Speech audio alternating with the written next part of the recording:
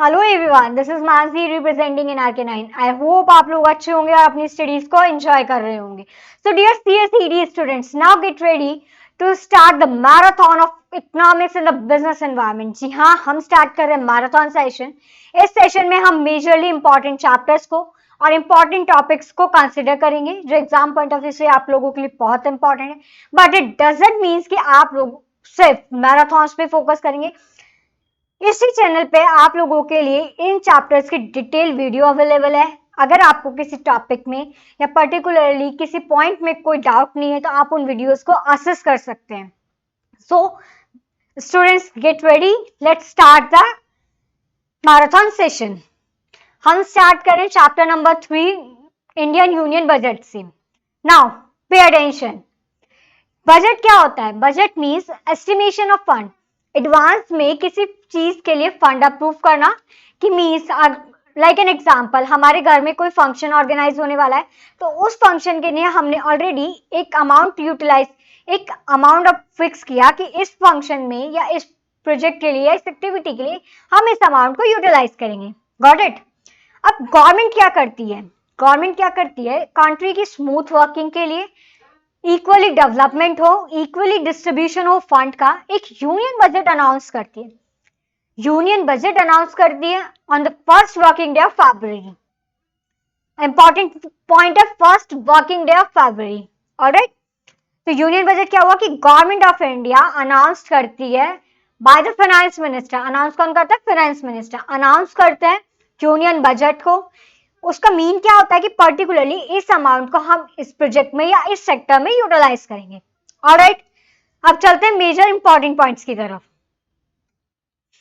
First union budget.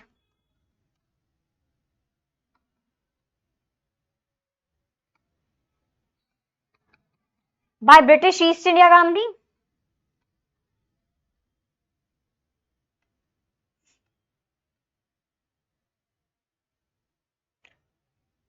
on 7th April 1860.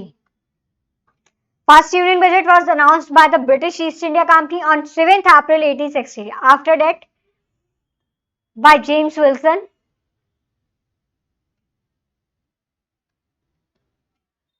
on 18th February 1869.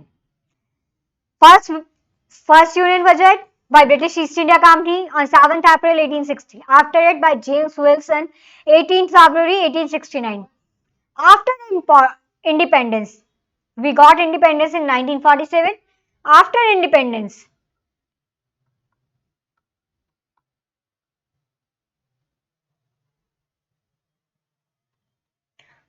first budget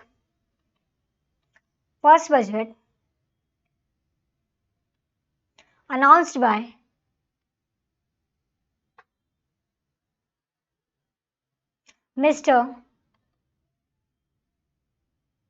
Mr. R.K. Chetty on 26th November 1947. After the independence के बाद first budget was announced by Mr. R.K. Chetty, who was finance minister that time on 26th November 1947. अब कुछ important points पे ध्यान देते हैं। देखो कि पहले बजट अनाउंस होता था इवनिंग में एट 5 PM। पहले बजट अनाउंस होता था in the evening at 5 PM। Alright, before the 1950, the budget was only printed only in one language, that is English. Budget print होता था, प्रेजेंट होता है, अनाउंस होता है, उसको प्रेजेंट करना पड़ता है इन द पार्लियामेंट। तो जो उसके प्रेजेंट करने के लिए प्रिंटिंग होती थी वो सिर्फ होती थी इंग्लिश लैंग्वेज में। After that the budget was printed on the both language, English as well as Hindi. Alright, next point, in the British era, Britishers union budget को अनाउंस करते थे इवनिंग में at 5 PM। After 2001 the budget was announced at 11 AM.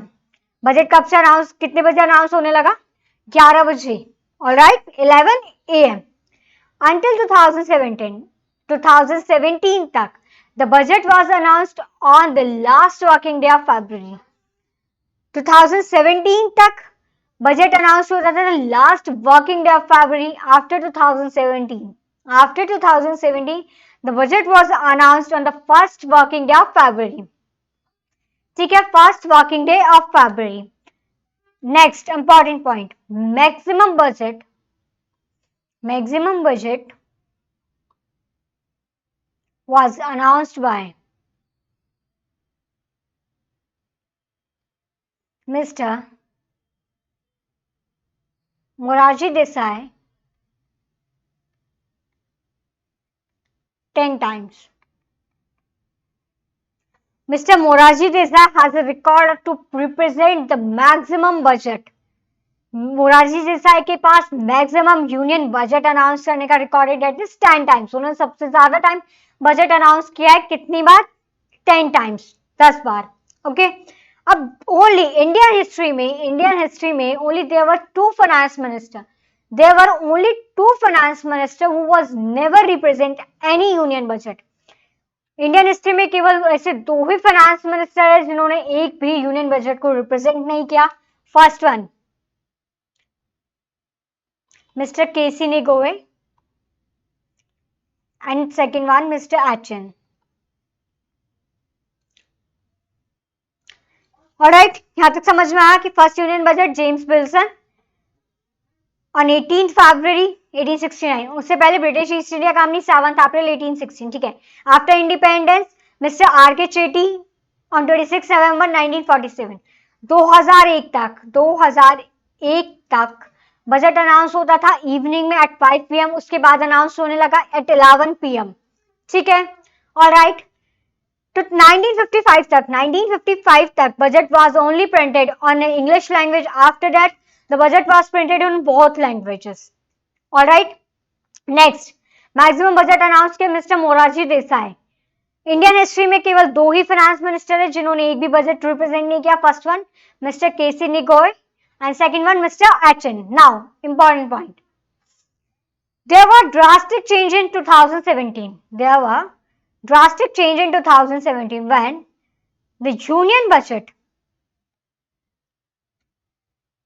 was merged with the rail budget.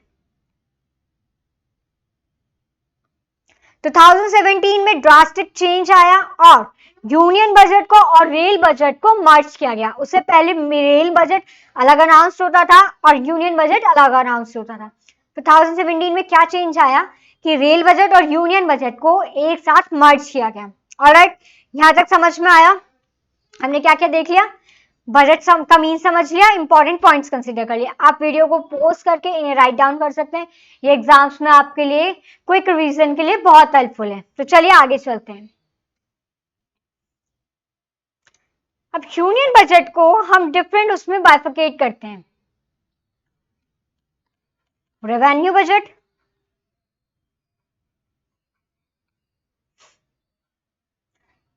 Capital budget,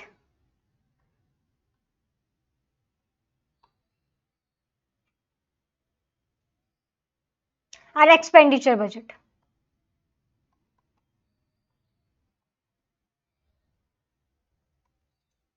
revenue budget, capital budget and the expenditure budget. Revenue budget, receipts and expenditures. Capital budget covers receipts and payments. Expenditure budget covers revenue and capital. Revenue budget का means क्या होता है कि government को जो yearly income हो रही है, जो गवर्नमेंट को एनुअल बेसिस पे, ईयरली बेसिस पे रेगुलर इनकम जनरेट हो रही है, it covers under revenue budget. Revenue budget में रेसिप्ट्स में क्या कवर हो रहा है कि जो गवर्नमेंट को ईयरली बेसिस पे, रेगुलर बेसिस पे पेमेंट्स आ रहे हैं. और एक्सपेंडिचर जो गवर्नमेंट ईयरली बेसिस पे, रेगुलर बेसिस पे पे कर रही है. अब रेवेन्यू बजट में क्या क्या पॉइंट कंसीडर होता है हम इसे डिटेल में देखेंगे. Capital budget means it create assets and reduce liability. Capital budget का मीन क्या हुआ कि ये एसेट क्रिएट कर रहा है और लायबिलिटी को रिड्यूस कर रहा है. Alright, and third one is expenditure budget which covers the capital as well as revenue budget. अब एक एक पॉइंट को बहुत ध्यान से समझेंगे.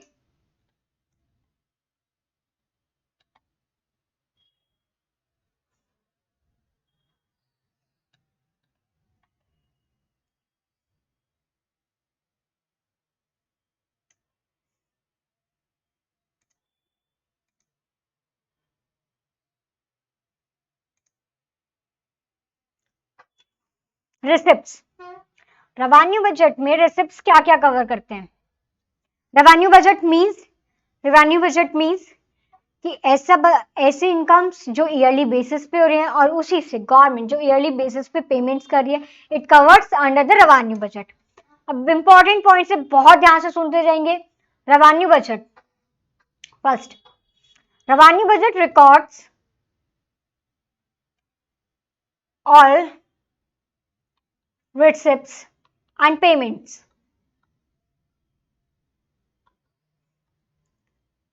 Neither create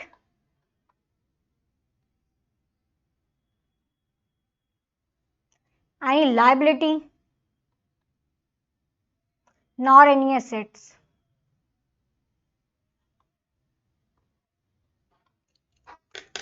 तो रेवेन्यू बजट की बात करते हैं. दो important point. First one, revenue budget records all receipts and payments. Receipts, अब ध्यान से सुनना कि रिसिप्ट्स में क्या क्या कंसिडर होता है. रिसिप्ट्स में गवर्नमेंट को कंसिडर हो रहा है tax revenue, non tax revenue.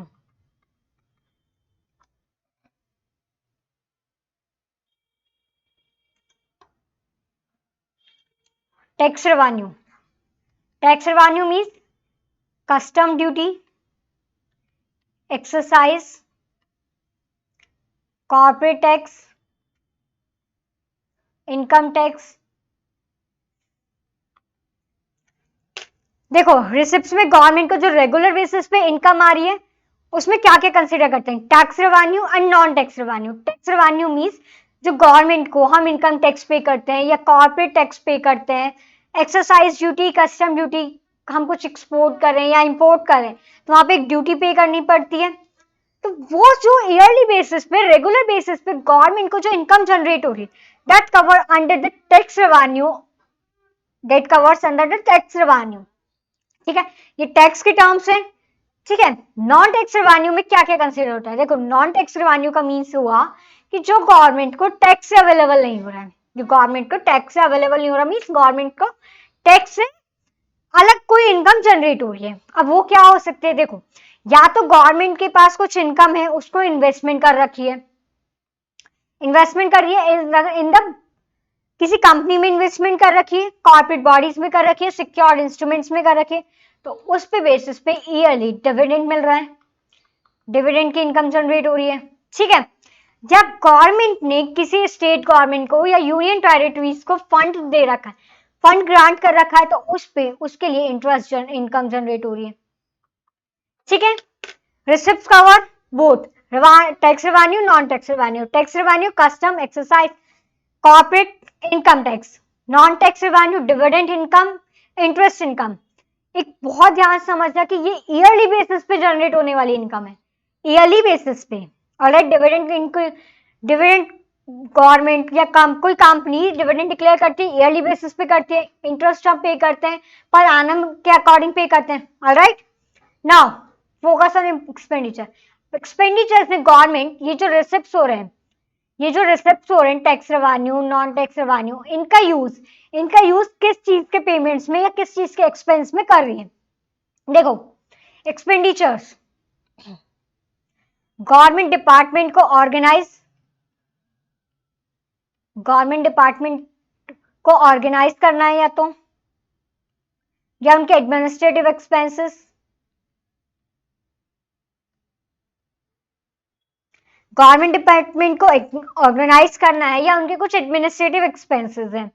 Second, किसी पर्सन को, गवर्नमेंट एम्प्लॉय को सैलरी पे करना, रिटायर्ड पर्सन को पेंशन पे करना. तो रेवेन्यू बजट क्या कर रहा है? Records all receipts and payments. अब receipts, tax revenue, non tax revenue. Tax revenue means custom, exercise, income tax, corporate tax, इनसे गवर्नमेंट को इनकम जनरेट हो रही है. Non tax revenue interest income, dividend income जो गवर्नमेंट को yearly basis पे, regular basis पे जनरेट हो रही है. अब इन रिसिप्ट्स का, इन इनकम का जो गवर्नमेंट को जनरेट हो रही है, गवर्नमेंट उसका यूज कहाँ कर रहे हैं? या तो अपने ही डिपार्टमेंट को ऑर्गेनाइज करने के लिए, उनके एडमिनिस्ट्रेटिव एक्सपेंसेस के लिए, या किसी पर्सन को गवर्नमेंट एम्प्लॉय है उसे सैलरी प्रोवाइड कराने के लिए या पेंशन प्रोवाइड कराने के लिए. ठीक है, फर्स्ट पॉइंट क्लियर होगा. आई होप यहां तक फर्स्ट पॉइंट क्लियर होगा. Record all receipts and payments. Now comes to the second point. Neither create any liability nor any asset, which means कि ना तो ये कोई लायबिलिटी को कम कर रहा है या ना किसी एसेट को क्रिएट कर रहा है. अब बेसिक सी बात है, हमने समझा कि रिसिप्ट्स एंड एक्सपेंडिचर का मीन क्या होता है. तो अगर हम देखें कि जो गवर्नमेंट को ईयरली बेसिस पे इनकम जनरेट हो रही है, तो ना तो वो किसी एसेट को क्रिएट करेगी ना, और अगर एसेट ही क्रिएट नहीं होगी तो ना कोई लायबिलिटी रिड्यूस होगी. ऑलराइट, यहां तक समझ में आया. नाउ हमने देखा रिसिप्ट्स एंड एक्सपेंडिचर्स. अब एक कंडीशन आती है, देखो इंपॉर्टेंट पॉइंट है, बहुत ध्यान समझना, इससे हम आगे बहुत डिटेल में डिस्कस करेंगे. Total revenue is more than total expenditure.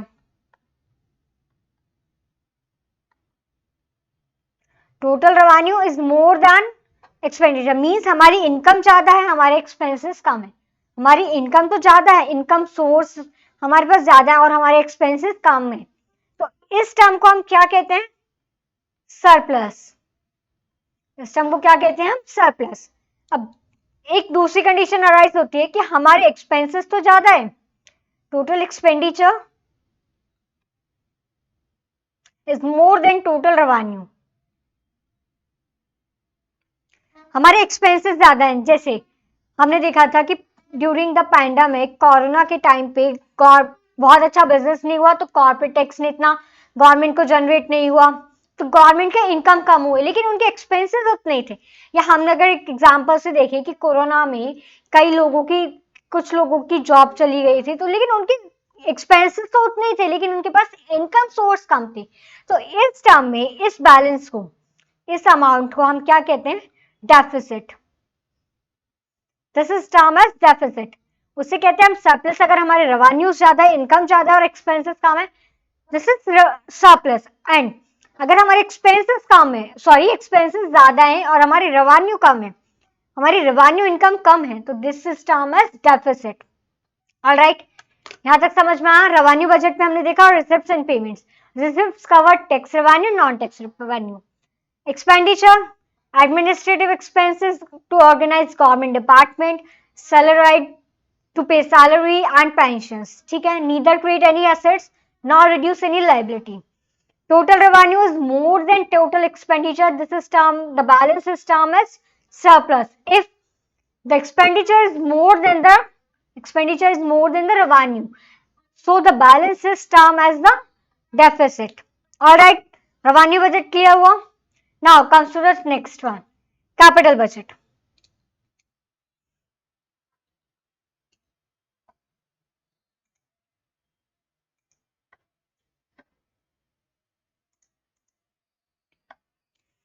Now comes to the capital budget.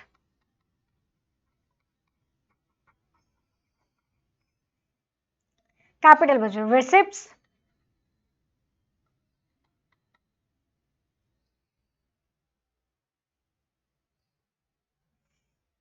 and payments.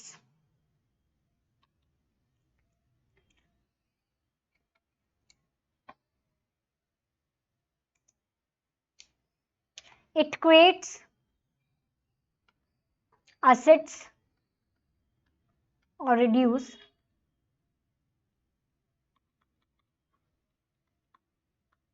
liability. Capital budget क्या कर रहा है? एसेट क्रिएट कर रहा है और लायबिलिटी को रिड्यूस कर रहा है. समझेंगे कैसे? देखो, capital budget cover receipts and payments. ठीक है, अब रिसिप्ट्स में हम क्या क्या कंसिडर करते हैं? Grants from foreign government,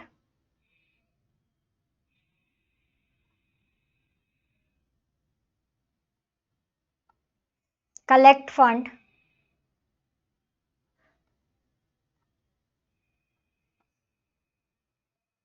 state government or union territories.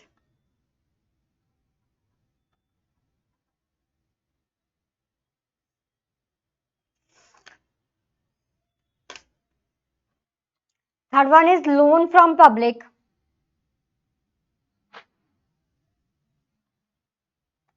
Loan from public means government ने बॉन्ड इश्यू किए हैं, सिक्योर्ड डॉक्यूमेंट्स इशू किए हैं. हमने सुना है कि गवर्नमेंट बॉन्ड्स इशू करते हैं कि अगर गवर्नमेंट को फंड की रिक्वायरमेंट तो कुछ टाइम के लिए एक इंस्ट्रूमेंट इशू कर देते हैं गवर्नमेंट. ठीक है, या गवर्नमेंट फंड ले रही है from the RBI.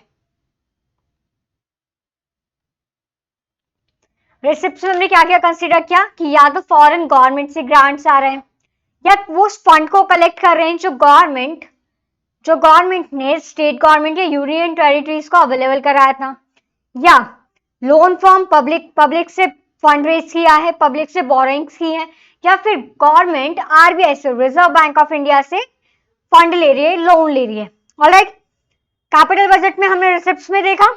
Now comes to the payments कि कैपिटल बजट में पेमेंट, गवर्नमेंट पेमेंट कहाँ कहाँ कर रही है. तो अब सब कोई बिल्डिंग बनानी है,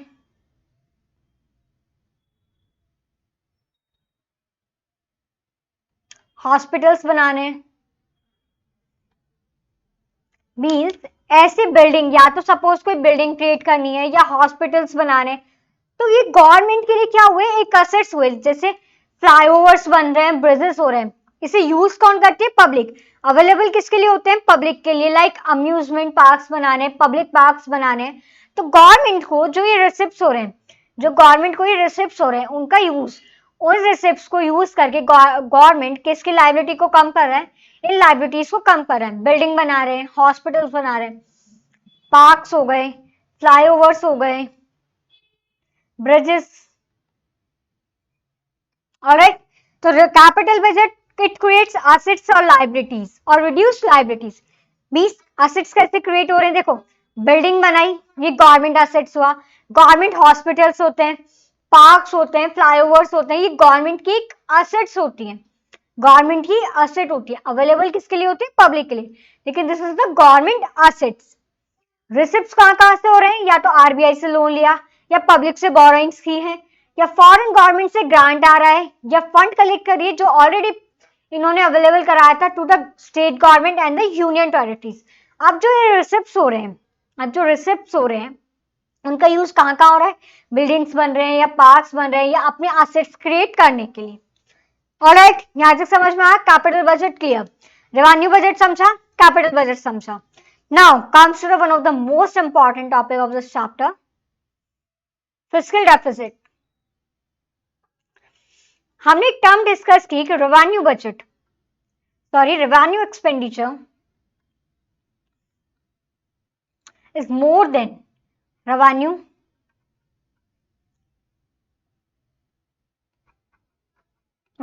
रिसिप्ट्स कम है, रेवेन्यू एक्सपेंडिचर ज्यादा है, तो this balance is term as deficit.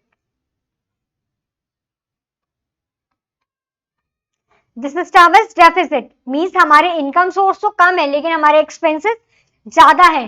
तो हमारे पास क्या, डेफिसिट मींस कमी, हमारे पास पैसे की कमी है, हमारे पास पैसों के सोर्सेस कम है, इनकम सोर्स कम है, तो हमारे पास क्या है, पैसों की कमी है. मींस हमारे एक्सपेंसेस ज्यादा है, हमारी इनकम कम है, तो इस बैलेंस को क्या बोलते हैं, डेफिसिट मींस कमी. ठीक है, अब एक टर्म डिस्कस करते हैं, फिस्कल डेफिसिट. वो क्या होता है, हमने डिस्कस किया कि डेफिसिट क्या होता है. अब गवर्नमेंट के पास भी कई बार ऐसी सिचुएशन अराइज होती है कि उनके एक्सपेंसेस तो ज्यादा हो जाते हैं, लेकिन उनके इनकम सोर्स कम होते हैं. लाइक एन एग्जांपल कि हमने देखा कि ड्यूरिंग द पैंडेमिक, कोरोना के टाइम पे गवर्नमेंट के पास टैक्स इतना नहीं पहुंचा, कॉर्पोरेट टैक्स इतना गवर्नमेंट को प्रोवाइड नहीं हुआ क्योंकि बिजनेस नहीं हुआ. ठीक है, तो गवर्नमेंट के पास रेवेन्यू कम हुआ लेकिन गवर्नमेंट के एक्सपेंसेस स्टेबल थे, उतने ही थे, तो गवर्नमेंट के पास क्या हुई, कमी हुई, डेफिसिट हुआ. गवर्नमेंट इस कमी को पूरा करती है फ्रॉम द पब्लिक बोरोइंग्स करके फ्रॉम द पब्लिक. गवर्नमेंट की इससे कम इस डेफिसिट को कम करती है फ्रॉम द बोरिंग्स।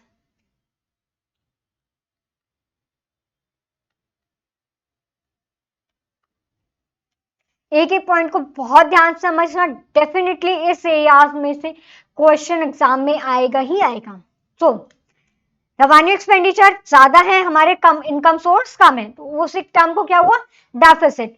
अब गवर्नमेंट के पास ये सिचुएशन अराइज हुई है, तो गवर्नमेंट क्या कर रही है, फ्रॉम द इस कमी को पूरा कर रही है फ्रॉम किससे, बोरिंग्स करके, बोरिंग्स करके गवर्नमेंट इस कमी को पूरा कर रही है। अब इंपॉर्टेंट थिंग, इस डेफिसिट को, फिस्कल डेफिसिट को हम कैलकुलेट करते हैं in the percentage of GDP, in the percentage of GDP. GDP means gross domestic product. I hope आप लोगों को पता होगा, अगर नहीं पता तो देखो, जीडीपी का मीन क्या होता है कि हमारी कंट्री में जो जो चीज का प्रोडक्शन हो रहा है, हमारी कंट्री में किस चीजों का प्रोडक्शन हो रहा है, किन चीजों को हमने मैन्युफैक्चर किया, किन चीजों का हमने मैन्युफैक्चर किया, या किन चीजों का हमने प्रोडक्ट किया, या कितने अमाउंट में हमने प्रोडक्ट्स को एक्सपोर्ट किया, इन चीजों का हम एक कैलकुलेशन कंक्लूड करते हैं, that is gross domestic product. Alright, तो डेफिसिट को हम कैलकुलेट करते हैं in the percentage of GDP, in the percentage of GDP. इससे हम गवर्नमेंट 3% तक मैनेज कर सकती है, 3% तक फिस्कल डेफिसिट इजीली मैनेज हो सकता है। लेकिन अगर फिस्कल डेफिसिट 3% से ज्यादा है, 3% से ज्यादा है fiscal deficit, it's means government is not in good condition, means government की कंडीशन अच्छी नहीं है।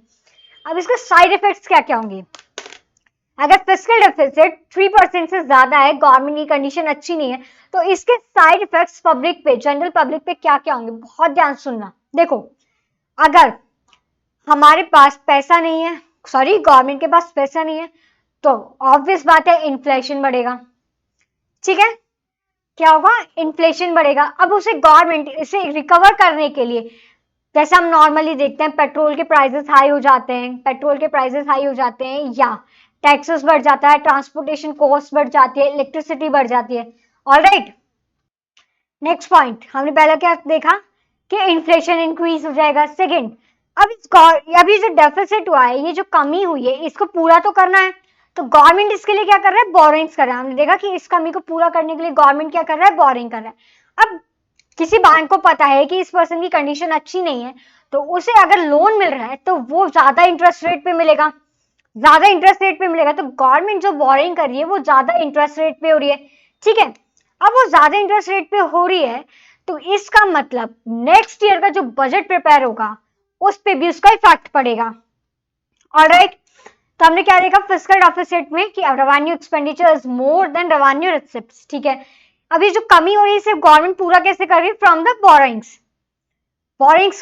ऑलराइट, अब इस फिस्कल डेफिसिट को हम मेंटेन किसमें करते हैं, कैलकुलेट किसका करते हैं, in the percentage of GDP. At least हम 3% तक का हम इस फिस्कल डेफिसिट इजीली मेंटेन कर सकते हैं। Now comes to the important point, तो हम फिस्कल डेफिसिट को तब हम कैलकुलेट करते हैं, तो हम बोरिंग्स को इंक्लूड नहीं करते। नाउ रीजन व्हाई, कि जब हम फिस्कल डेफिसिट को कैलकुलेट कर रहे हैं तो हम बोरिंग्स को इंक्लूड नहीं कर रहे, उसका रीजन है, देखो सपोज एक एग्जांपल समझते हैं, हमारे पास हमने मंथली बजट प्रिपेयर किया 20,000 का, ठीक है, इसमें से हमने 5,000 का मेडिकल एक्सपेंसेस रखे, ऑलराइट। अब हमें इस मंथ में हमें मेडिकल इमरजेंसी के लिए, कोई मेडिकल इमरजेंसी अराइज हो गई, उसके लिए हमें ज्यादा फंड की रिक्वायरमेंट पड़ गई, तो हमने हमारे फ्रेंड से या हमारे रिलेटिव से 10,000 की बोरिंग्स की, हमें 10,000 की रिक्वायरमेंट थी, तो हमने 10,000 की बोरिंग्स की। अब हमारे पास हमने टोटल बजट कितना प्रिपेयर किया था, 20,000 का, ठीक है, उसमें से हमने 5,000 के मेडिकल एक्सपेंसेस के लिए हमने रखा। अब अगर हम इस बजट में इस अमाउंट को इंक्लूड कर दें और हमें मेडिकल इमरजेंसी के लिए 10,000 बोरिंग करनी पड़ी फ्रॉम आवर फ्रेंड्स से 10,000 की बोरिंग करनी पड़ी। अब जस्ट सपोज अगर हम इसमें 20,000 के अमाउंट में इस अमाउंट को इंक्लूड कर दे, तो ये 30,000 हो जाएगा। लेकिन हमें ये तो कंफर्म होगा ही नहीं कि हमें कमी कितने की हुई। हमें मेडिकल एक्सपेंसेस के लिए 15,000 चाहिए था। अगर हम इस अमाउंट को भी इसमें इंक्लूड कर देंगे तो हमें ये तो इजीली कैलकुलेट होगा ही नहीं कि हमें एक्चुअल में हमें डेफिसिट हुआ था, कमी हुई थी, वो कितने अमाउंट की हुई थी। तो समझ में आया कि अगर हम फिस्कल डेफिसिट कैलकुलेट कर रहे हैं तो उसमें जो बोरोइंग का अमाउंट है उसमें से हम उसे एक्सक्लूड करके फिस्कल डेफिसिट को कैलकुलेट करेंगे। ऑलराइट, यहां तक समझ में आया। हमने मेजर पोर्शन चैप्टर का कवर कर लिया है। अब हम मेन पॉइंट्स को ध्यान से समझेंगे। चलिए,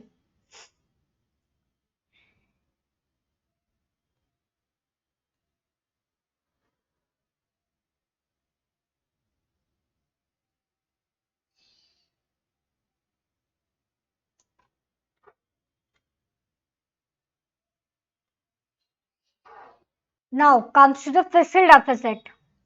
A fiscal deficit is a shortfall in government's income compared with its spending. Means जो गवर्नमेंट की इनकम है और जो उसके पे एक्सपेंस कर रही है, जो स्पेंड कर रही है, उन इनकम को यूटिलाइज कर रही है, उसमें शॉर्टफॉल है, मीन्स कमी है कि एक्सपेंसेस ज्यादा है और इनकम कम है। The government that has a fiscal deficit is spending beyond it's means. Is fiscal deficit is calculated as the percentage of gross domestic product. Gross important point है, calculated as a percentage of gross domestic products or simply as total dollars spent in excess of incomes. In either case, the income figure includes only taxes, other revenues, and excluded money borrowed to make up shortfall. Alright, clear? हमने discuss किया था कि fiscal deficit को हम calculate करते हैं in the percentage of GDP, और हम तब कैलकुलेट करते हैं फिस्कल डेफिसिट को तो हम बोरिंग्स को एक्सक्लूड करते हैं। नाउ ये ऑलरेडी हमने डिस्कस किया है, मेजर पोर्शन हमने कवर कर लिया है। अब now comes to the important point.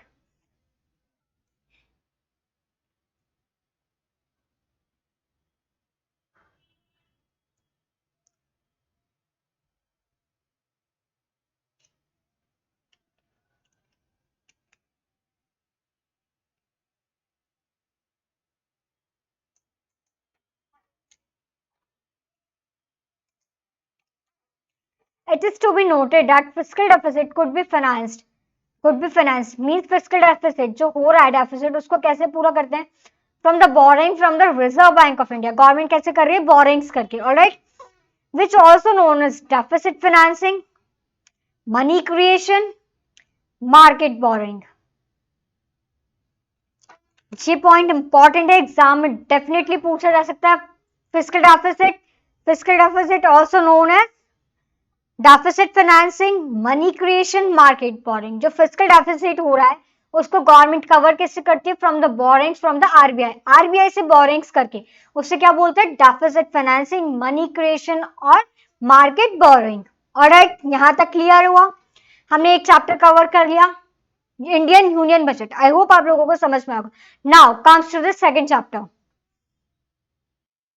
Now comes to the second important chapter of book, Indian economy. तब हम बात करते हैं ना इंडियन इकोनॉमी के बारे में, तो Indian economy has a 3 tier structure. Important point है, Indian economy has 3 tier structure.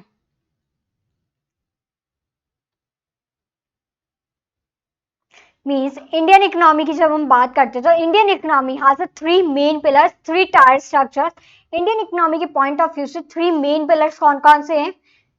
I hope आप लोगों को याद होगा, agriculture, manufacturing and service sector.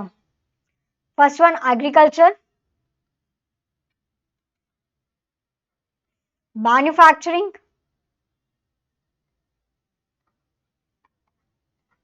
And service sector.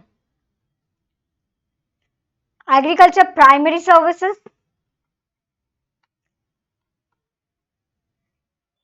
secondary services, and third one is territory. Indian economy has a 3 tier structure. First one agriculture, second one manufacturing, and third one is service. अब इन तीनों को detail में बहुत अच्छे से discuss करेंगे, बहुत ध्यान से सुनेंगे। First one agriculture. तब अब बात करते हैं एग्रीकल्चर की। इंडिया में mostly about to 58% Indian population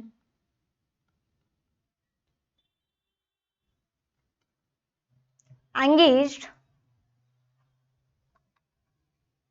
in agriculture activity. Agriculture में हम बात करें one of the main important source, earning source for Indian population. जब हम इंडियन इकोनॉमी में एग्रीकल्चर की बात करते हैं तो about to 58% Indian population engage है in the agriculture in the present scenario. ठीक है, तो agriculture is one of the main important primary earning source for the Indian population. Indian population के लिए one of the important primary source क्या है income का? Agriculture. ठीक है, इंडिया में food processing industry is one of the most biggest industry in India and rank as the fifth rank and is termed as the fifth rank in the all industries. Food processing industry क्या होता है?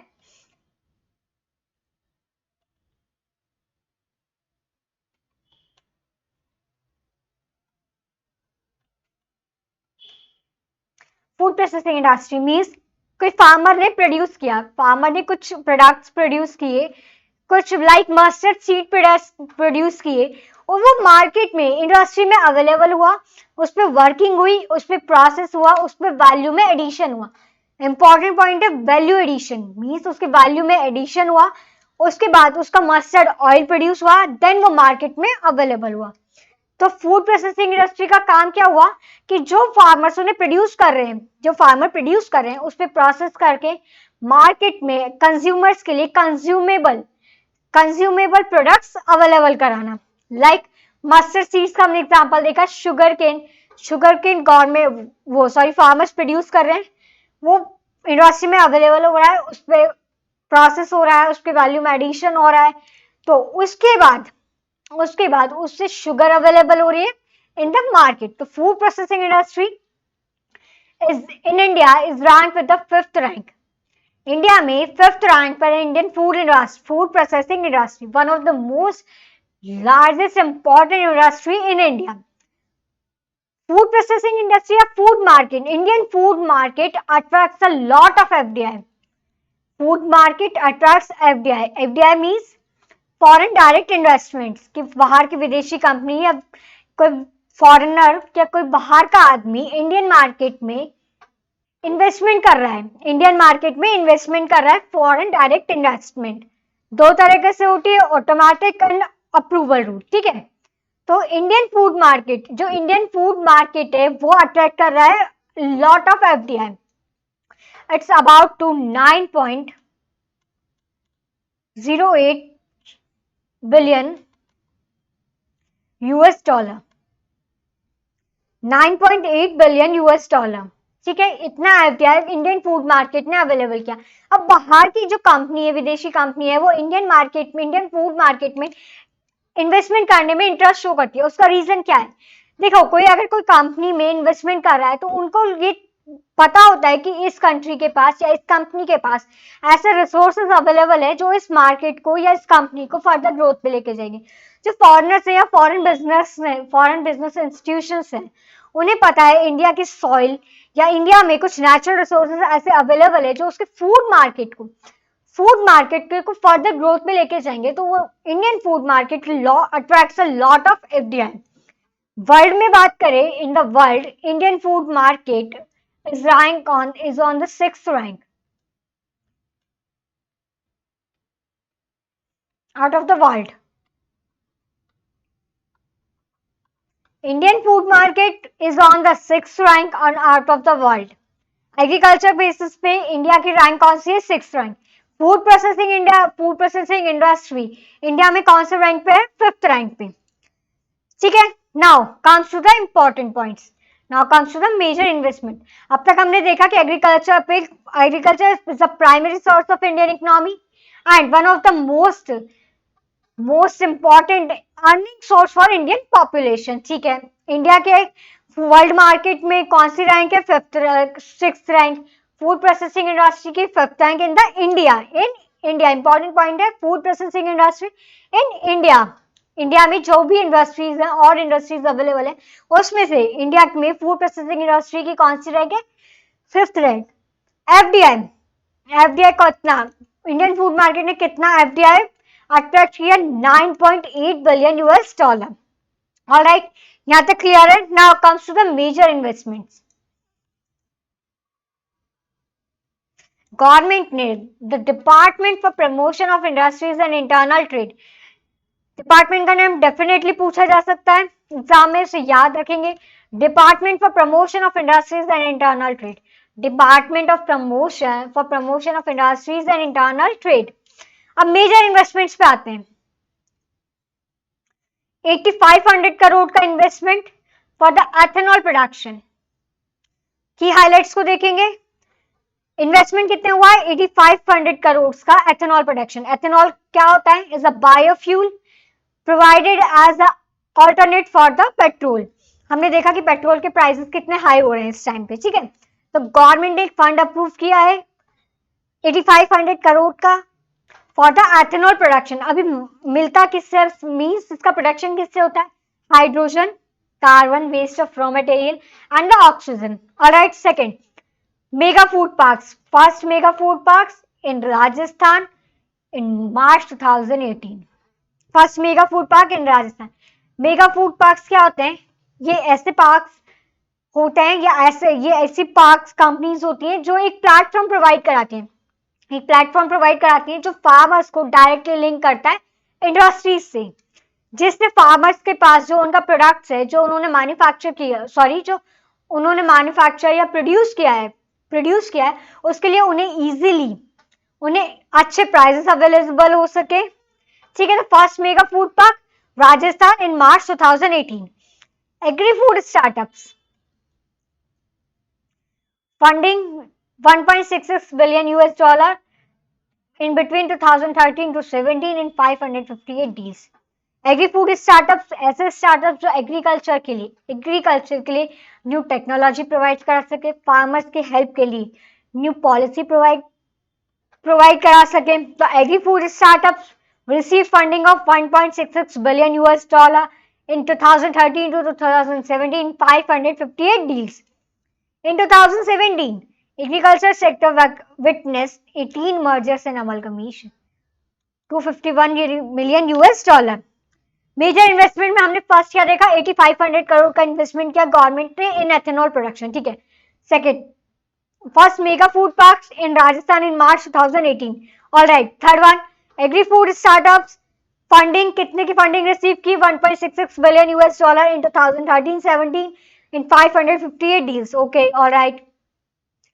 Next one, in 2017, agriculture sector is witnessed 18 mergers and amalgamation in with ना कितनी उन deals की कितनी worth थी? 251 million US dollar.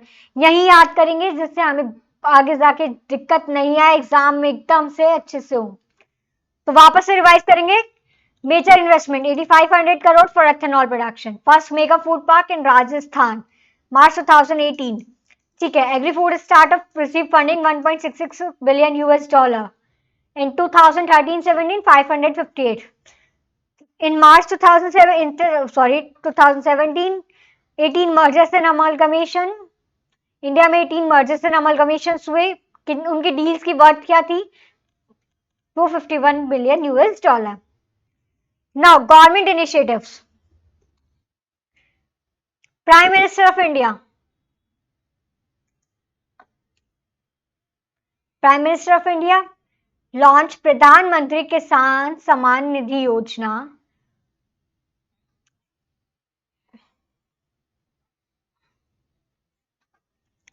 on 24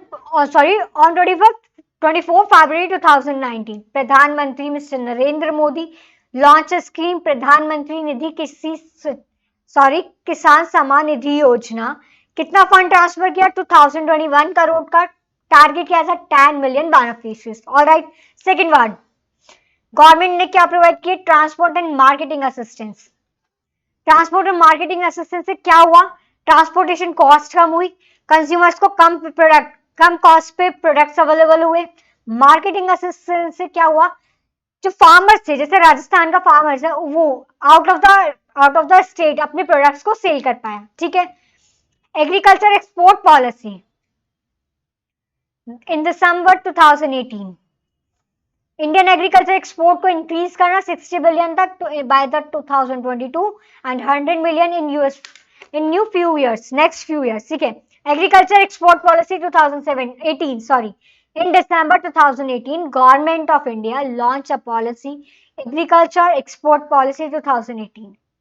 उसका मेन ऑब्जेक्ट क्या था, to increase the export to 60 billion by the end of year 2022 and 100 billion by the end of year 2000 by in next few years। ठीक है।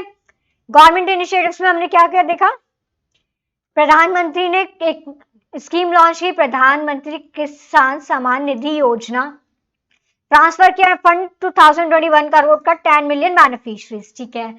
Marketing and transport assistance provide किया। ठीक है। Agriculture export policy provide की इन दिसंबर 2018, उसका main object क्या था, export को इंक्रीज करना। Now comes to the next one,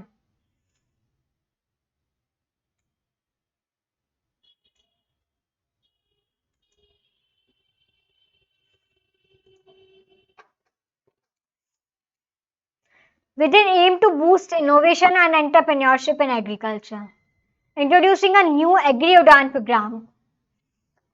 innovations को और एंटरप्रेन्योरशिप को, एग्रीकल्चर में इनोवेशन और एग्रीकल्चर में इनोवेशन और एंटरप्रेन्योरशिप को इंक्रीज करने के लिए गवर्नमेंट ने एक प्रोग्राम लॉन्च किया, new agri Udan programme.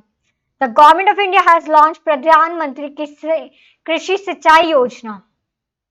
50,000 crore का फंड अप्रूव हुआ।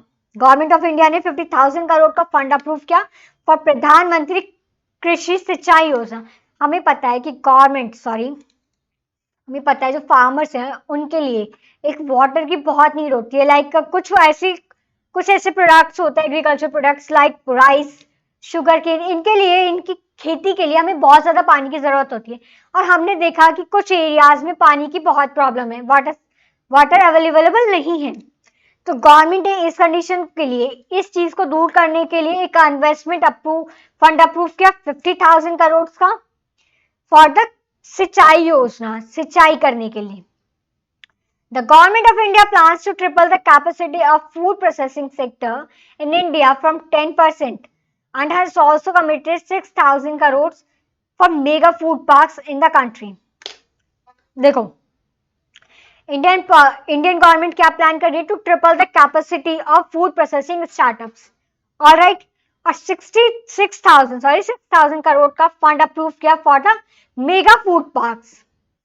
The government has allowed 100% FDI in the marketing of food products in food product e-commerce under the automatic route। 100% FDI allowed किया इंडियन फूड मार्केट में। Alright. Government initiative समझे, major investment समझे। Now comes to the secondary manufacturing. First one agriculture हमें समझ में आया, second pillar manufacturing. एक country की फर्दर ग्रोथ के लिए एक बहुत अच्छा पॉइंट क्या होता है कि वो कंट्री मैन्युफैक्चरिंग हब बने। कुछ ऐसी कंपनीज है जो कंट्री को इंडिया में अपने research and development plans establish करने के प्लान में है। अगर एक कंट्री मैन्युफैक्चरिंग हब बनती है, मीन्स वहां पे टेक्नोलॉजीज हैं, वहां पे ऐसे प्रोडक्ट्स हैं जो उन्हें फर्दर ग्रोथ करेंगे, न्यू टेक्नोलॉजीज हैं, इनोवेटिव प्रोडक्ट्स हैं। एक कंट्री मैन्युफैक्चरिंग हब होती है तो उस कंट्री के लिए क्या क्या बेनिफिट्स होते हैं कि बाहर की कंट्रीज उनके साथ डील करेंगी, उस कंट्री का मार्केट डेवलप होगा, उसके कंट्री की इकोनॉमिक ग्रोथ होगी। तो अगर इन इंडिया कुछ ऐसी बाहर की कंपनीज है जो अपना research and development plan establish करने वाले हैं इन इंडिया, वो प्लान में है कि वो इंडिया में अपना research and development plan establish करेंगी। और इंडिया में अपना one of the biggest research and development plan establish करेंगे, like an example OnePlus. ये स्मार्टफोन मैन्युफैक्चरिंग कंपनी है चाइना की। ऑलराइट। तो अगर एक कंट्री मैन्युफैक्चरिंग हब होती है तो उस कंट्री के लिए बहुत सारे बेनिफिट्स हैं, ठीक है। Now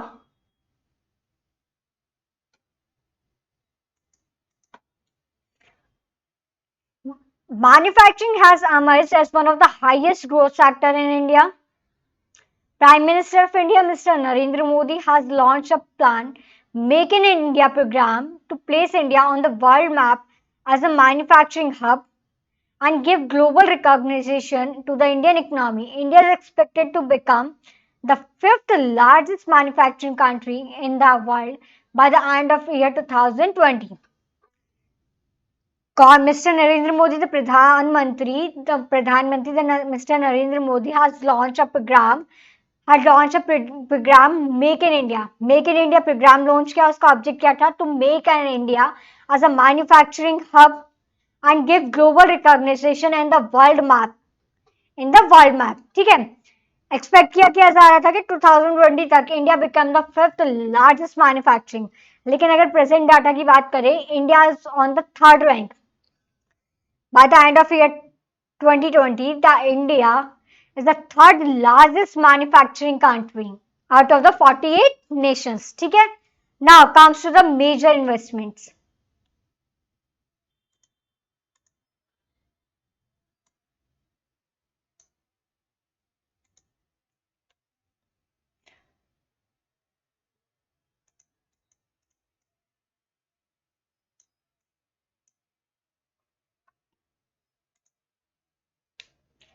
India has become one of the most attractive destinations for investment in manufacturing sector.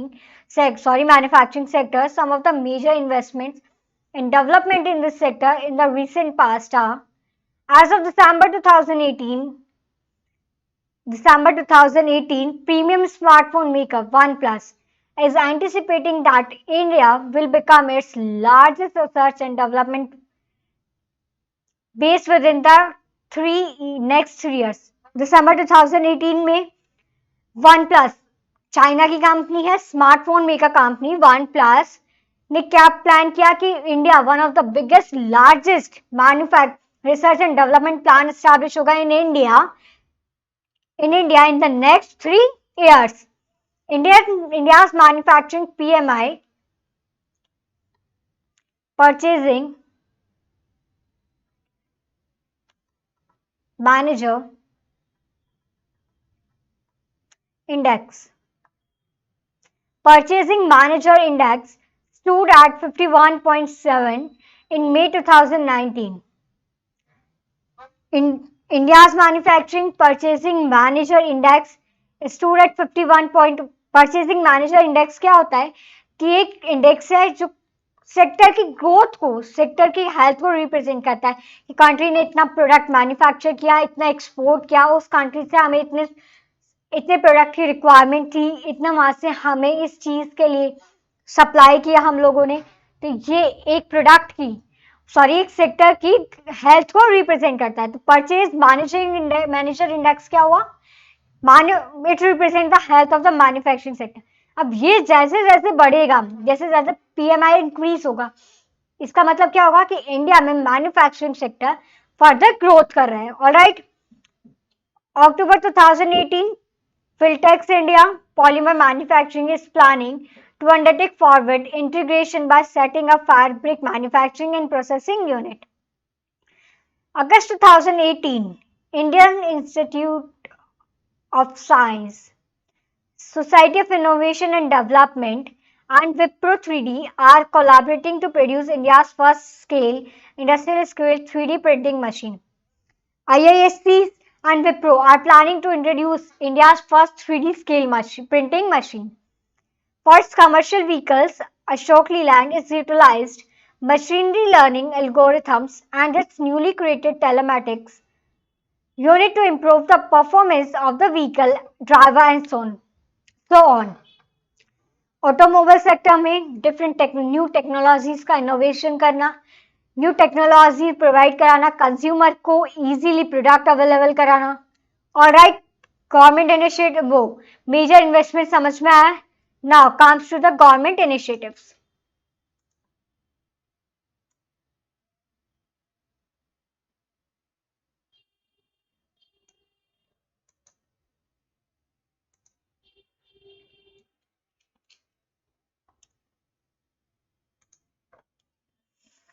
In 2018, October 2018, the Government of India National Policy on Electronics, which envisaged creation of 400 billion US dollar electronics manufacturing.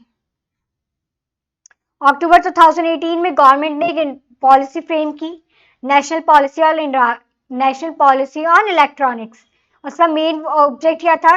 Country में manufacturing industry को 2025 तक उसकी creation, wealth को create करना up to 4,000 billion US dollar. In September 2018, the Government of India exempted 35 machine parts. Government ने सितंबर 2018 में 35 machine parts, इसमें कुछ पार्ट्स के कैटेगराइज किया, लिस्ट प्रोवाइडेड है, एग्जाम किया from the custom duty. Majorly हम इंडिया में इलेक्ट्रॉनिक्स प्रोडक्ट्स को इंपोर्ट करते हैं, तो गवर्नमेंट का मेजर इनिशिएटिव्स क्या है कि जिस प्रोडक्ट को हम इंपोर्ट कर रहे हैं वो प्रोडक्ट्स हमारी कंट्री में ही मैन्युफैक्चर हो. In union budget 2018-19, the government of India reduce income tax rate to 25% for companies having turnover of 250 crore. Important point है, एग्जाम में डेफिनेटली पूछा जा सकता है कि जिस कंपनी की टर्नओवर अप टू 250 करोड़ से उसे एक सिंपल स्लैब से एक 25% से टैक्स रेट पे करना पड़ेगा, उस पर कोई भी सरचार्ज एप्लीकेबल नहीं होगा. Mid term review of foreign trade policy. The Government of India increased export incentives available to labor-intensive MS, micro, small, medium enterprises by 2%. Foreign trade policy क्या होता है? Government 5-year plan. Government 5 year के लिए trade policy provide कराती है with the foreigners, foreign country से, foreign institution से या फॉरेनर्स से, जो बाहर के लोग हैं उनसे ट्रेड करने के लिए पॉलिसी प्रोवाइड कराती है गवर्नमेंट 5 years के लिए. ईयरली गवर्नमेंट इन्हें रिवाइज करती है. तो गवर्नमेंट ने मिड टर्म रिव्यू के लिए, जब गवर्नमेंट उस पॉलिसी को मिड टर्म में रिव्यू कर रहे थे तो उन्होंने एक्सपोर्ट इंसेंटिव को इंक्रीज किया by the 2%. Now comes to the next point.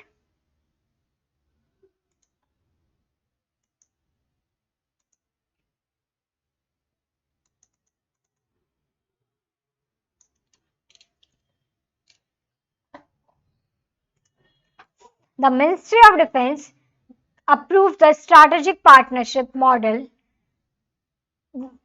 will enable private companies to tie up with the foreign players for manufacturing submarines, fighter jets, helicopters, armored vehicles. Ministry of defence ने क्या approve किया? Strategic partnership models. उसका strategic partnership का mean क्या होता है? Model का mean क्या होता है कि जो इंडिया में जो प्राइवेट एंटिटीज आर्मी के लिए वेपन्स, हेलीकॉप्टर, जेट्स प्रिपेयर करते हैं, इनका मैन्युफैक्चरिंग करते हैं, वो फॉरेनर प्लेयर्स से, जो फॉरेन में कंपनीज इनको मैन्युफैक्चर करते हैं, उनके साथ टाई अप कर सकते हैं, जिससे कंट्री में नई टेक्नोलॉजी आ सके. The union cabinet has approved the modified special incentive packages. Proposal will be accepted till December 2018 और up to an incentive commitment of limit 10,000 crore. Alright, यहाँ तक समझ में आया? हमने एग्रीकल्चर को समझा, हमने मैन्युफैक्चरिंग से समझा. Now comes to the service sector, one of the most important sector of Indian economy, also known as the territory sector.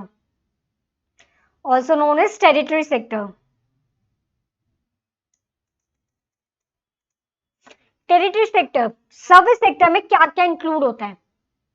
देखो, service sector at present scenario की बात करें तो सर्विस सेक्टर रैपिडली ग्रो कर रहा है, फर्दर मेजर ग्रोथ पे है. उसका रीजन, टेरिटरी सर्विस में कुछ ऐसी एक्टिविटीज हैं, मैं जैसे आपको एक्टिविटीज के नाम बताऊंगी तो आप खुद ही कहेंगे कि हाँ, ये एक्टिविटीज ही अपने आप में इतना ग्रो कर रहे हैं, तो ऑब्वियस है ये सेक्टर तो ग्रोथ करेगा ही.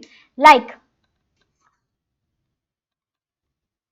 Banking facilities, real estate facilities,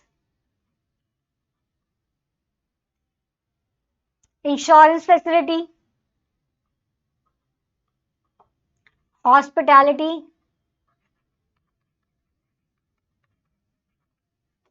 education. ये कुछ ऐसी एक्टिविटीज है जो सेपरेटली भी रैपिडली ग्रो कर रहे हैं, तो इस वजह से ये सेक्टर कंटिन्यूली कंटिन्यूली कुछ five in the last previous year, कुछ सालों में इस सेक्टर ने कंटिन्यूली मेजर ग्रोथ की है। रीजन कि इस सेक्टर में कुछ ऐसी एक्टिविटीज इंक्लूड है जो सेपरेटली अपने आप में ग्रोथ कर रहे हैं, तो उसी रीजन से ये सेक्टर भी रैपिडली कंटिन्यूअसली मेजर ग्रोथ पे है। The service sector is a key driver of Indian economic growth.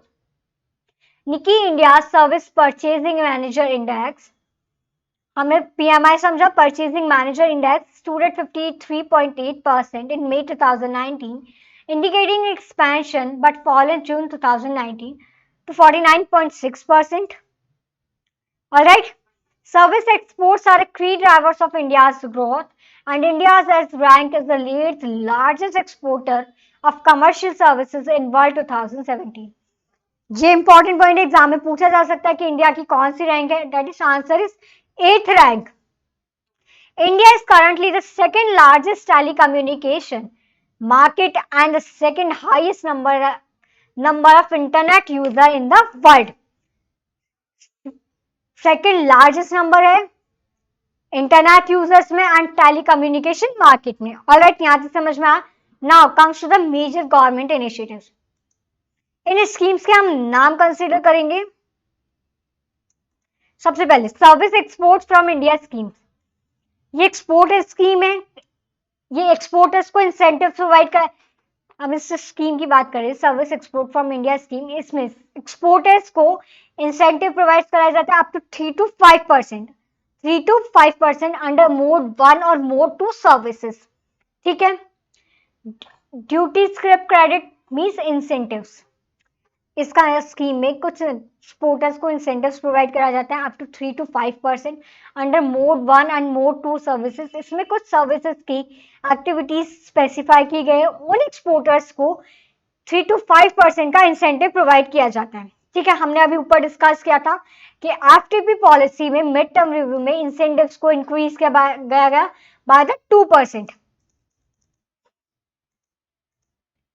National digital communication policy 2018, national digital communication policy 2018, इसका मेन एम क्या था? Empowered economy and society by fulfilling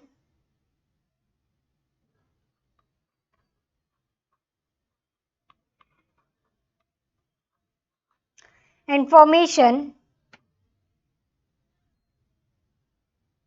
by fulfilling and providing informations of citizen।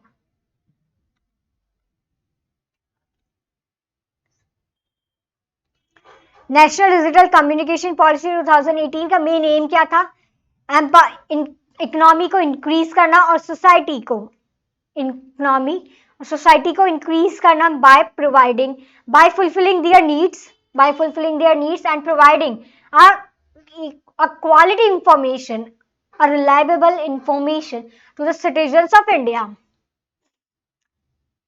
Three mission in the National Digital Communication Policy 2018 envisages three missions: Connect India, Propel India, and Secure India.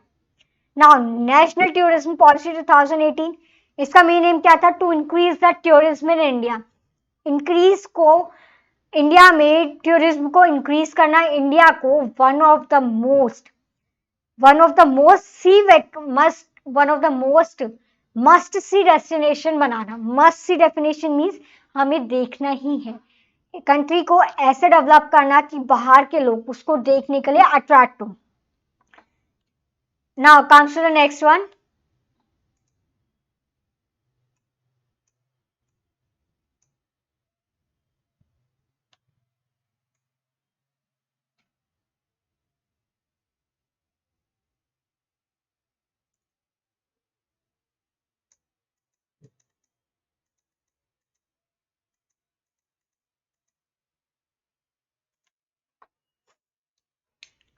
National health policy, और national education policy. एक country के लिए बहुत important क्या होता है कि उस कंट्री के जो सिटीजन्स हैं या वहां के लोग हैं वो पढ़े लिखे हो और एक अच्छी हेल्थ को एंजॉय करते हो। Means to develop the country by providing good quality education and to ensure good health. Country को एक अच्छी हेल्थ प्रोवाइड कराना और कंट्री में गुड क्वालिटी एजुकेशन प्रोवाइड कराना जिससे कंट्री डेवलप हो। अब तक हमने चैप्टर में मेजर पोर्शन कवर किया जो एग्जाम पॉइंट ऑफ व्यू से बहुत इंपॉर्टेंट है, ठीक है। Now moves to the next chapter. अब तक हमने इंडियन यूनियन बजट को समझा। इंडियन इकोनॉमी चैप्टर में हमने जो जो मेजर पोर्शन था उसे कंसिडर किया। Now comes to the next point, last but not least policy, FDI policy.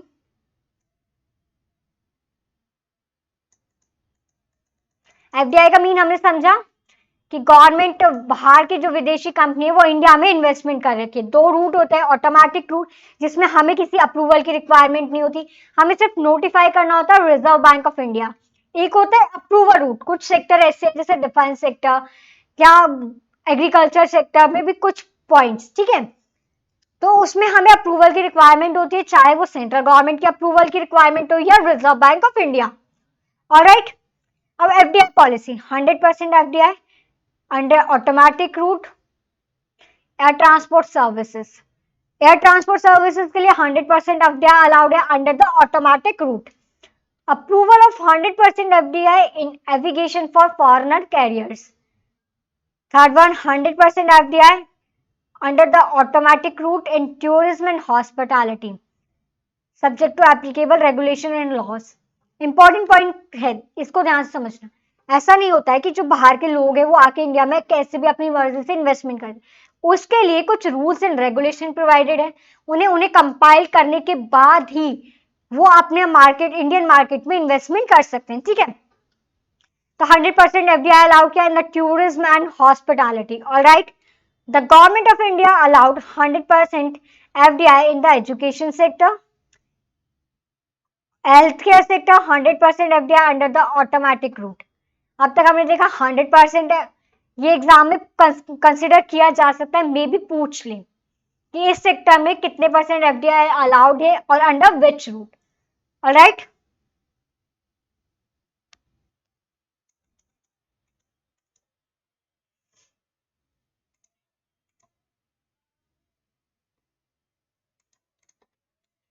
FDI cap in the telecom sector has been increased to 100% and 74%। FDI की limit को increase किया, ये एग्जाम में पूछा जा सकता है क्योंकि उसमें चेंज है कि एफडीआई की लिमिट को इंक्रीज किया गया। 70 पहले 74% था, अब उसे 100% किया। और जो 74% है, जो out of the 74% 49% cover under the automatic route and the rest covered under the approval route. Alright, 74% से 100% तक, 74% से 100% तक, 74% से 100% किया गया। अब 100% में से 49% covers under the automatic route and the rest 51% covered under the approval route। all right, 100 government allowed 100% FDI in railway sector। Railway sector में 100% FDI है, लेकिन इंपॉर्टेंट पॉइंट है, याद रखना, for the approved sector, approve list में, जिसे railway के departments के जो कंपोनेंट्स मैन्युफैक्चर होते हैं उसके लिए 100% एफडीआई अलाउड है। Alright, FDI limit for insurance has been increase from 26% to 49%। 26% से 49% इंक्रीज किया गया है, 49% इंक्रीज किया गया इंश्योरेंस कंपनीज में एफडीआई लिमिट को। लेकिन अगर हम इंश्योरेंस इंटरमीडिएटरीज की बात करते हैं तो उसके लिए 100% एफडीआई अलाउड है। अब तक हमने इंडियन यूनियन बजट का पोर्शन कवर कर लिया। इंडियन इकोनॉमिक चैप्टर में जो पोर्शन हमारे एग्जाम पॉइंट ऑफ व्यू से इंपॉर्टेंट था वो कवर कर लिया। नाउ इस सेशन को हम यही रोकते हैं, नेक्स्ट सेशन में हम मेजर इंपॉर्टेंट टॉपिक और मेजर इंपॉर्टेंट चैप्टर्स को कवर करेंगे। सो एवरीवन, चैनल से जुड़े रहिएगा क्योंकि यहाँ पे आप लोगों के लिए बहुत चीज आने वाली है, test series, next chapter marathons. All right, so everyone enjoy your day and thank you.